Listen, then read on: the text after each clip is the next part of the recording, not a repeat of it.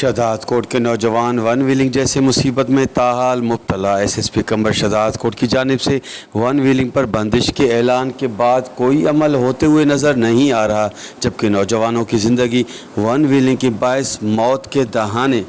मुतालबो इहो आहे त तमामु इहो ग़लति कमु आहे जेको नौजवान छोकिरा पंहिंजो नुक़सानु पंहिंजो पाण था कनि। उन्हनि जे माउ उन्हनि जे पीउ जे माना ज़िंदगी में छा गुज़रंदो अगरि कोई नुक़सानु थिए थो त उन में गवर्नमेंट जो हथु आहे। ॾिस न, गवर्नमेंट अगरि उन्हनि ते अमल रखंदो त उहो माण्हू उहो न कंदो।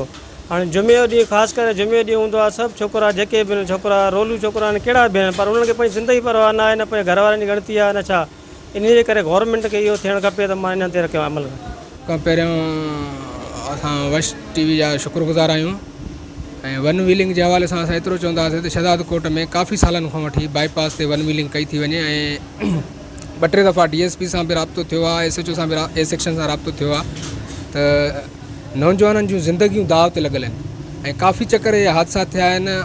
ॿ टे शहर जा नौजवान जेके आहे गुज़ारे बि विया आहिनि ऐं असां आला अख़्तियारनि खां मुतालबो कंदासीं त वन व्हीलिंग ते पाबंदी ऑलरेडी आहे, लेकिन उन ते अमल नथो कयो वञे। जेकॾहिं इन ते अमल न कयो वियो त मां सम्झां थो शहरनि में हिकिड़ी वॾी कावड़ ऐं गुस्से वारी लहर आहे ऐं तरक़ी पसंद पार्टी तरफ़ां इन मामले ते असां एहतजाज कंदासीं।